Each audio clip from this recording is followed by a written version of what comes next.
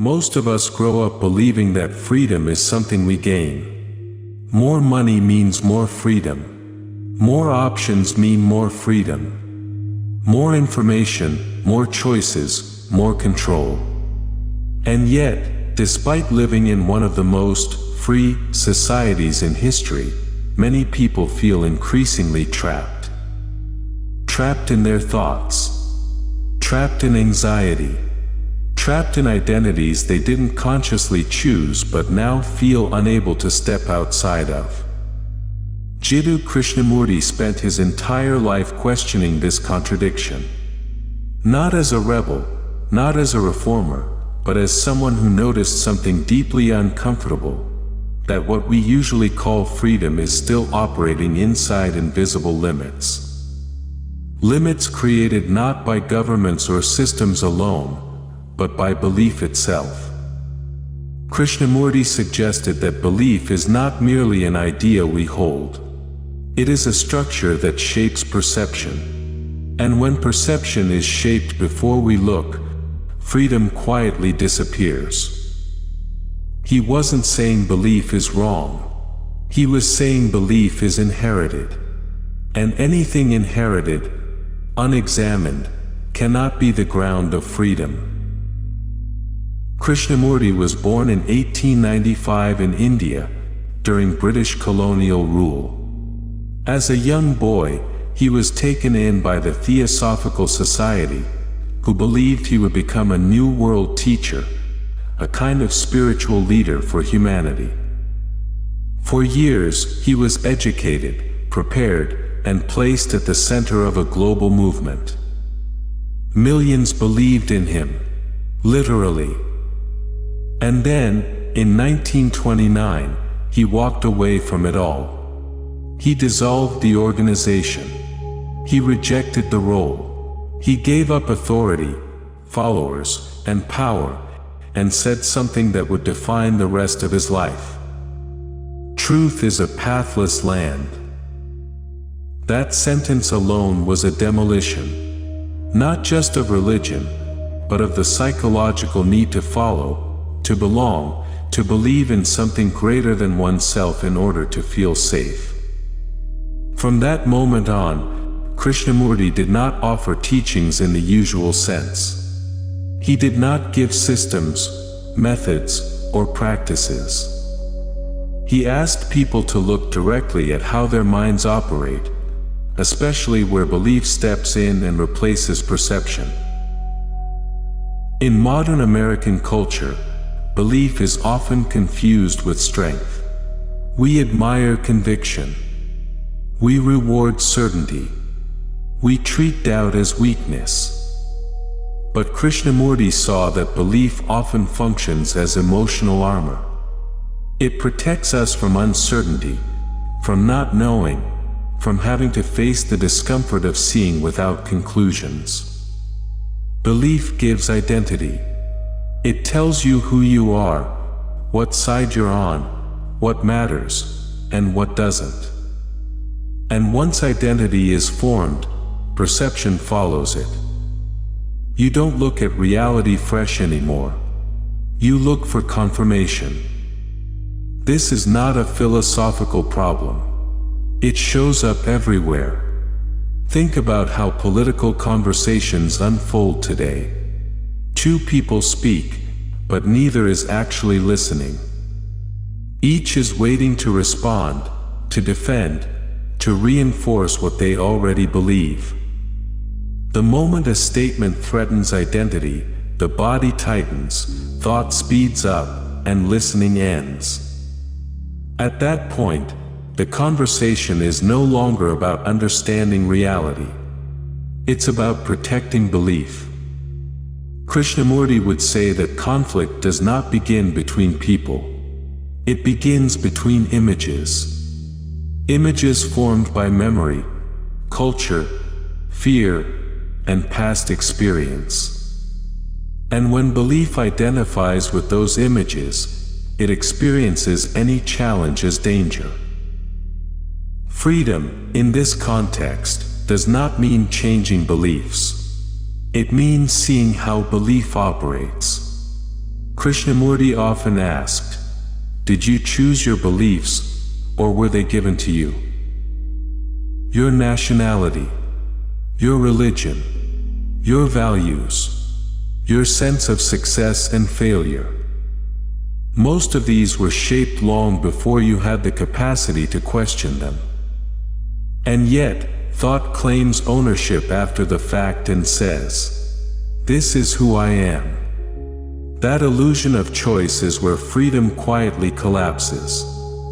We say, 'I think, I believe, I decided.'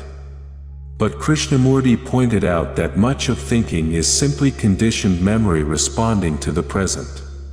Past experiences, emotional residues, social conditioning. All of this moves automatically, and then claims authorship. This is especially relevant now, in 2025.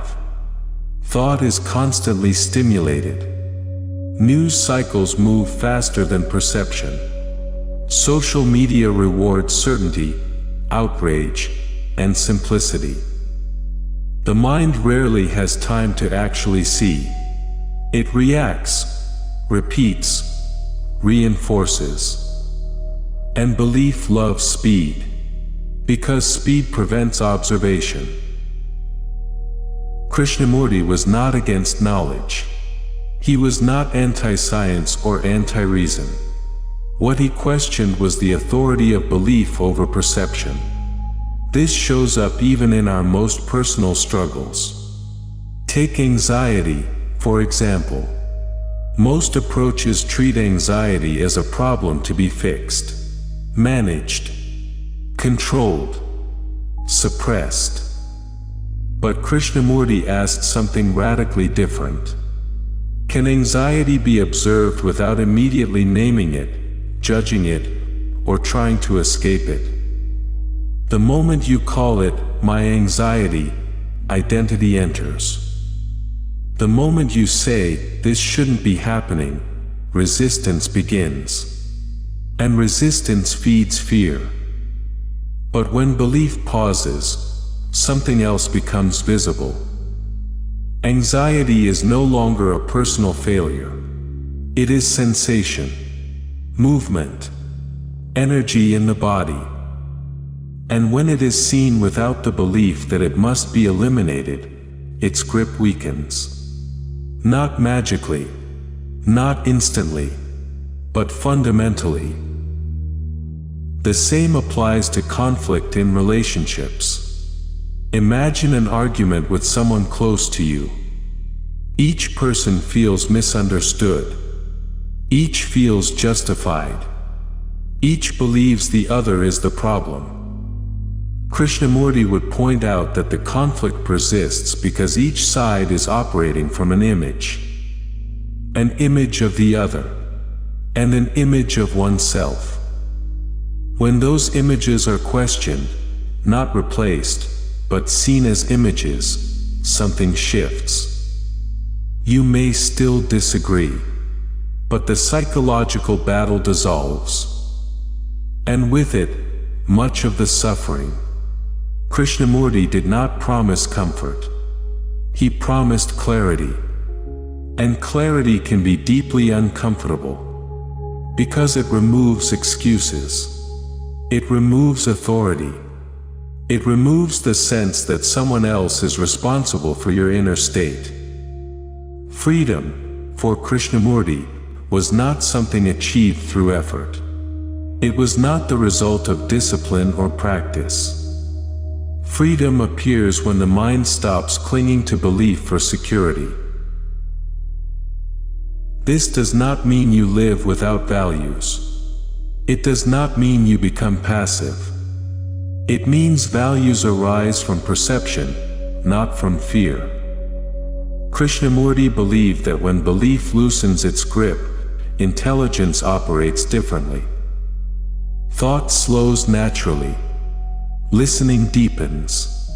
Action becomes more coherent. Not because someone tells you how to act, but because perception is no longer distorted.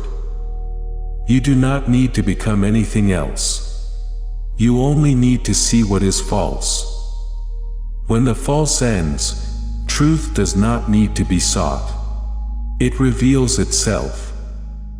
So as you move through your life, notice where belief tightens the mind, where certainty replaces curiosity, where identity replaces listening, and see if, even briefly, you can meet a moment without a conclusion.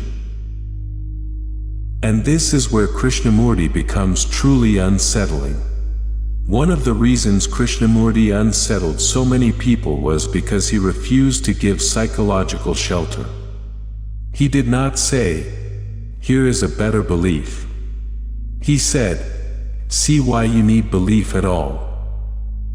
And that question cuts much deeper than most people are prepared for.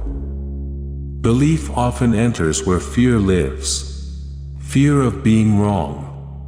Fear of being alone. Fear of not knowing who we are without a label. In American culture especially, identity is often treated as something solid, something to defend. We say, "This is who I am," and then build our lives around maintaining that image. Career, politics, values, even spirituality becomes part of the brand. Krishnamurti would ask, what happens when the image cracks? When the role no longer fits? When success doesn't deliver meaning? When the belief you built your life around stops working? Most of us respond by searching for another belief, another framework, another explanation, another authority. But Krishnamurti saw this as movement within the same trap, changing the content without questioning the structure. This is where his work becomes intensely practical, especially today. Take burnout. Many people feel exhausted not because they are doing too much, but because they are constantly trying to live up to an internal image. The image of being productive, successful, valuable, worthy. That image is fueled by belief, often inherited from culture, family, or comparison. And as long as that image remains unquestioned, rest never really arrives. Even relaxation becomes another task. Krishnamurti would not suggest better time management. He would ask, who is the I that needs to prove something? And is that I an actual entity, or a collection of beliefs sustained by thought? When that question is not answered intellectually but observed directly, something loosens. Effort drops. Not because life becomes easier, but because unnecessary struggle ends. This is also why Krishnamurti spoke so often about fear. Not fear of physical danger, but psychological fear. Fear of the future. Fear of failure. Fear of being insignificant. He noticed that fear is always linked to time, to anticipation, to projection. And belief feeds that projection by telling a story about what might happen, who you might become, what you might lose. But when belief pauses, time collapses into the present. And fear, without time, cannot sustain itself in the same way. This does not mean fear never arises. It means fear is seen as movement, not identity. Krishnamurti was deeply skeptical of methods because methods imply a future state. They imply that you are not okay now, but will be okay later if you follow the steps. He saw that this structure reinforces the very fragmentation it claims to solve. The present self is judged, rejected, and replaced by an ideal. And that ideal becomes another belief. Freedom, for Krishnamurti, begins when the mind stops escaping from what it is. When observation replaces avoidance. This is why he emphasized choiceless awareness. Not choosing what to see. Not focusing on the pleasant and avoiding the uncomfortable. But allowing the whole field of experience to be present. Thought, emotion, sensation, reaction, without interference. That sounds abstract until you try it in a real moment. Imagine you are criticized at work. The words land, and immediately there is tightening. A story forms. They don't respect me. I'm failing. This isn't fair. Identity rushes in to defend itself. But if, even for a second, belief pauses, you might notice something else. Heat in the chest. Tension in the jaw. A surge of energy. Before the narrative fully takes over. In that moment, the experience is no longer personal in the same way. It is happening, but it is not owned. And from that space, response changes. You may still speak. You may still disagree. But you are not acting from injury. Krishnamurti believed that most of our suffering comes not from events, but from the resistance to what is happening. And resistance is built on belief. Belief about how things should be, who you should be, how others should behave. When belief loosens, resistance weakens. And with it, a surprising amount of pain dissolves.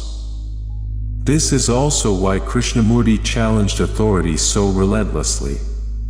Not political authority alone, but psychological authority. Gurus, systems, traditions, even his own words. He repeatedly told audiences not to follow him, not to quote him, not to turn his insights into doctrine. Because the moment insight becomes belief, it loses its living quality. Truth, for Krishnamurti, was something that must be seen fresh, moment by moment. Not accumulated. Not stored. Not defended. This is a difficult message in a culture that values certainty. But it may be exactly why his work feels more relevant now than ever. In a world overwhelmed by information, the real crisis is not lack of knowledge. It is lack of perception. We know more than any generation before us, yet confusion grows. Division deepens. Anxiety rises. Krishnamurti would say that information without awareness only sharpens fragmentation. What is needed is not more belief, but more seeing. Seeing how thought operates. Seeing how fear moves. Seeing how identity forms. And seeing all of it without immediately trying to fix it. This kind of seeing is not passive. It is profoundly active. It requires attention. And attention, when undivided, carries its own intelligence.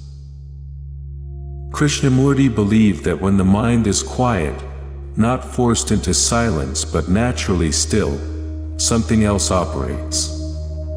A different quality of understanding. One that is not personal, not conditioned, not bound by belief. He did not name it. He did not define it. Because the moment it is defined, belief steps in again. So perhaps the real invitation of Krishnamurti's work is not to agree or disagree, but to experiment. To watch belief in action. To notice where it offers comfort, and where it creates conflict. To see whether freedom might not be something to be achieved, but something revealed when unnecessary structures fall away. So as you move through your life, through conversations, decisions, fears, and hopes, notice where belief quietly takes over. And see if, just for a moment, you can let perception lead instead.